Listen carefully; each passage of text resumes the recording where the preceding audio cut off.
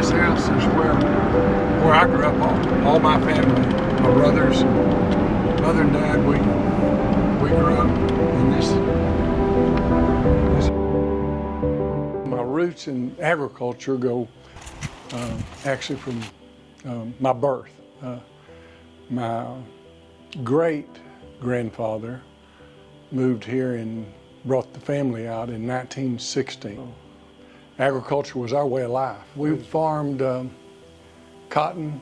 Back in the day when we had good water, it was cotton, corn, alfalfa, milo, wheat, a rotation with those crops. Looking back, the work ethic was second to none. It drove home to me back then, conservation wasn't a buzzword, it was a way of life. You know, how to rotate the crops, how to get the best and highest yields with the least amount of water. When I came to Texas Tech, I wasn't for sure what my major would be.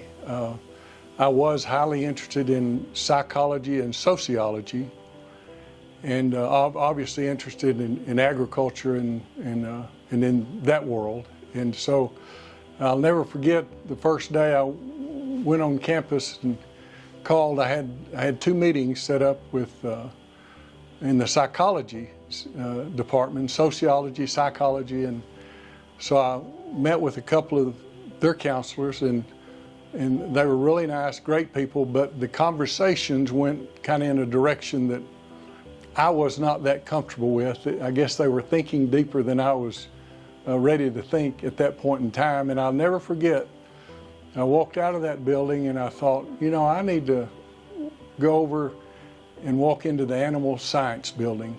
And so the first three people that I met were Max Liddon, Dr. Albin, and Dr. Bennett. We worked out a schedule that would, a degree that would be called animal business back then, and they kind of formed it because I was interested in business and business school and animal science. And after graduating, I actually came back and was involved with our family farming operation for 3 years, and with my dad and brother Ken, my next oldest brother Ken, and we started the farm store and fertilizer business in the early 80s. As time went on, I got involved with the financial world, but it wasn't fulfilling my desires of being involved in agriculture. My prior ag teacher in high school, his name's Randy Upshaw.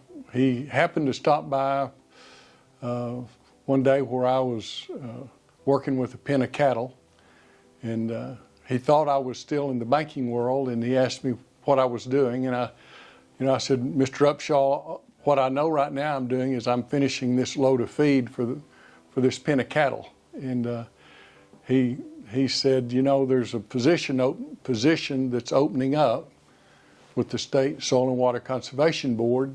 You might want to call and talk to them. And it doesn't come open very often. And so I walked through that door. I was blessed to be guided to walk through that door.